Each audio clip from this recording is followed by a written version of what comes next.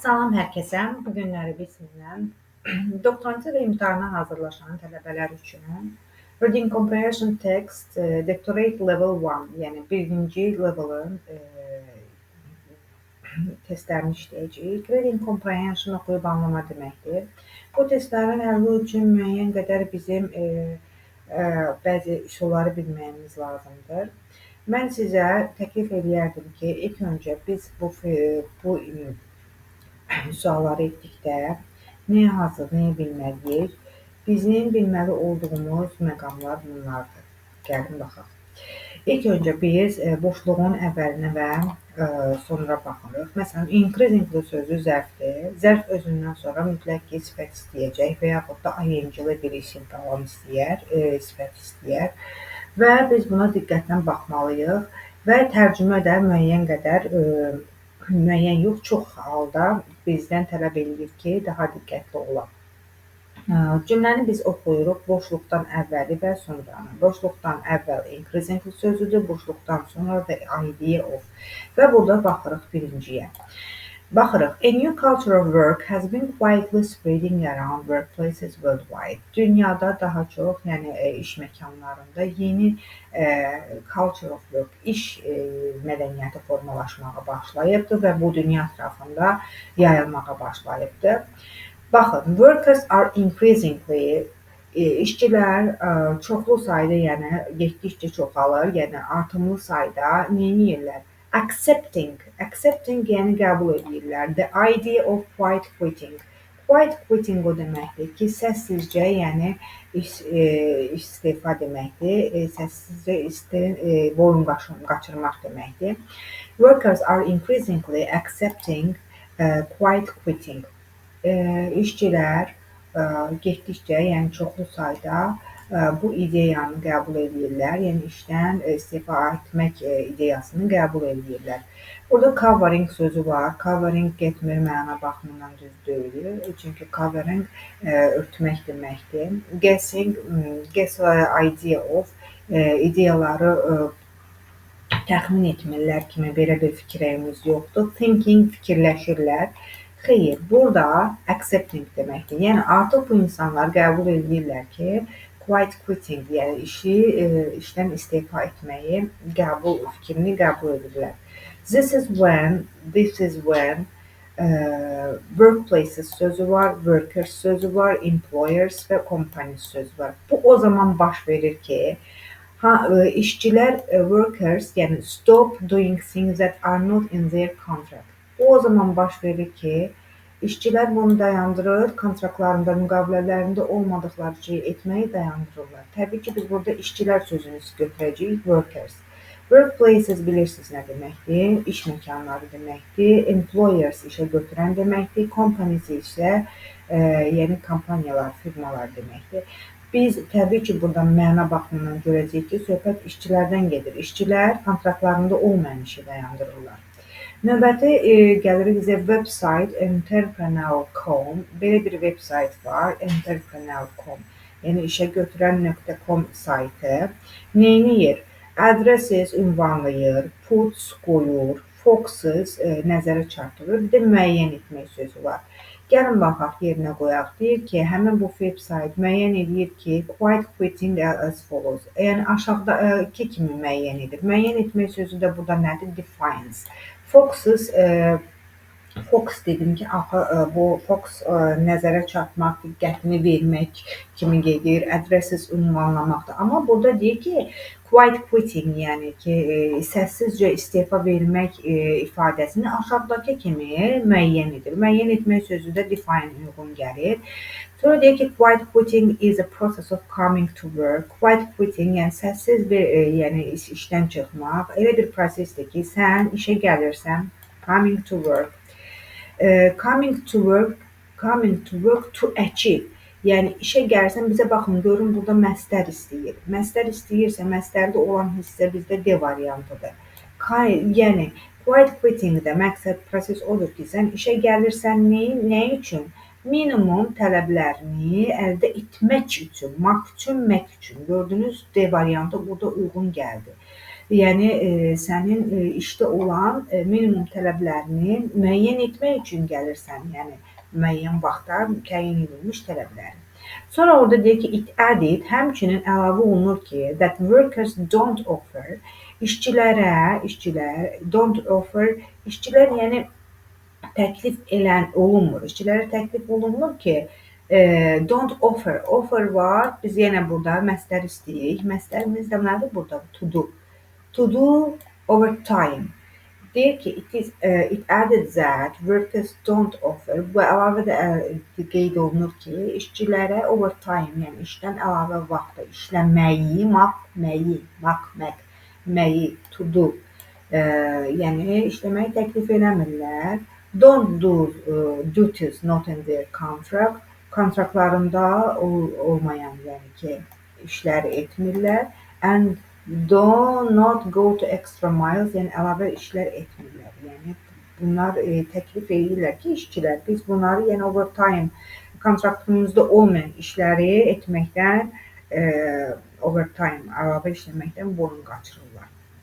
Sonra gəlirik quiet quitting 6-cıya baxırıq. Quiet quitting deyir ki, baxaq bir dəqiqə.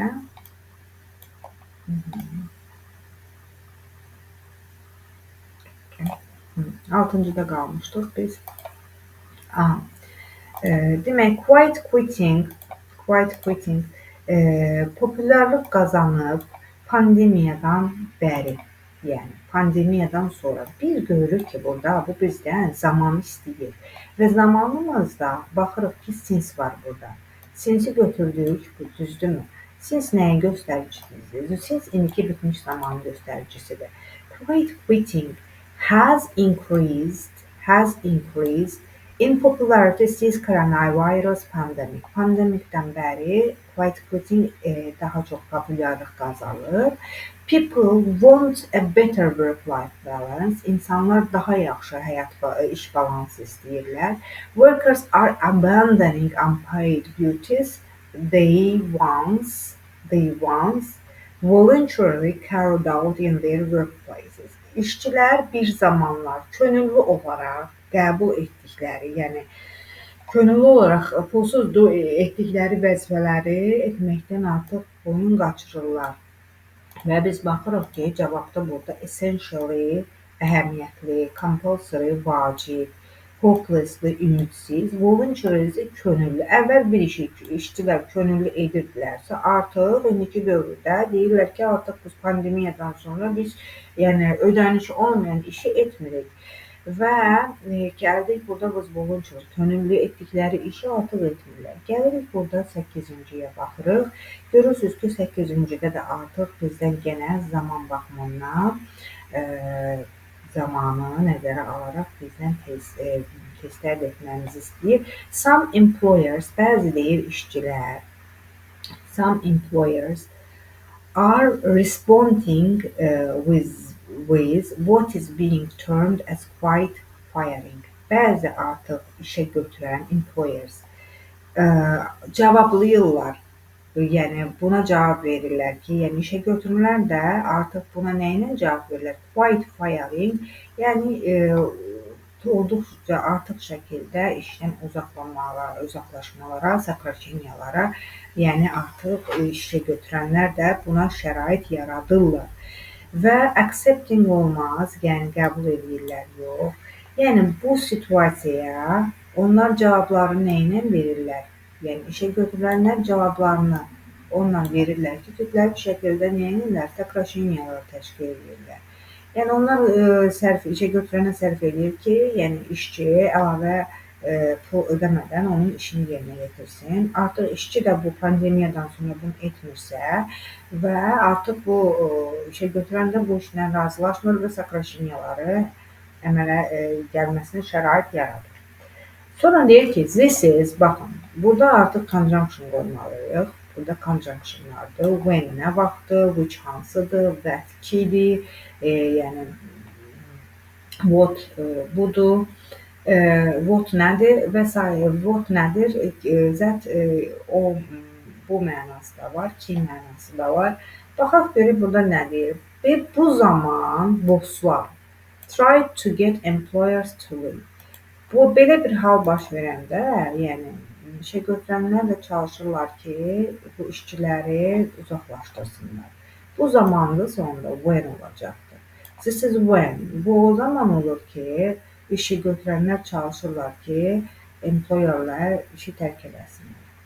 Və LinkedIn. LinkedIn bilirsiniz də, bu iş paylaşma platformasıdır və burada sorğu keçirilir. LinkedIn found that tapıb ki 40% of employers, 48% employers bilirsiniz də, işçilər in a survey, yəni sorğu keçiriblər. Sorğuda belə bir cavab veriblər ki, have seen quite firing in the workplace, yəni workplace-də iş məkanlarında, iş yerlərində çoxlu sayda сокращенияların olduğuna, yəni LinkedIn sahəsində sorğusunda. Sorğu sözü varsa, biz burada görməliyik ki, pull.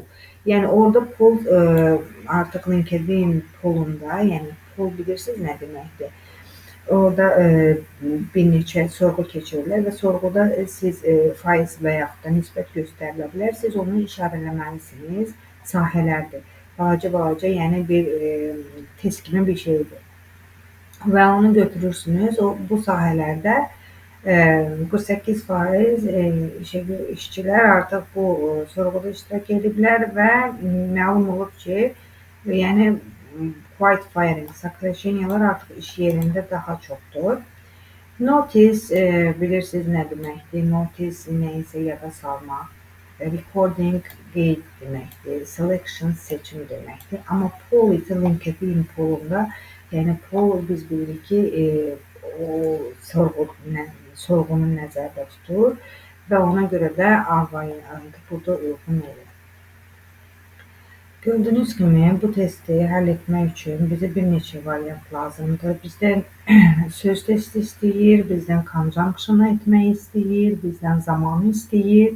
Və bunun üçün də biz həmişə əvvələ və axıra baxmalıyıq. Məntiqi cəhətdən testin necə etməliyik, məntiqi uyuşma və yaxud da oxuyub anlama baxımından bu fikrin uyğun olub-olmamasına diqqət göstərməliyik. Və əgər hansısa tələbənin oxuma qabiliyyəti, oxuyub anlaması zəifdirsə, o zaman həmin tələbələr çoxlu sayda mətn oxumaları məsləhətlidir.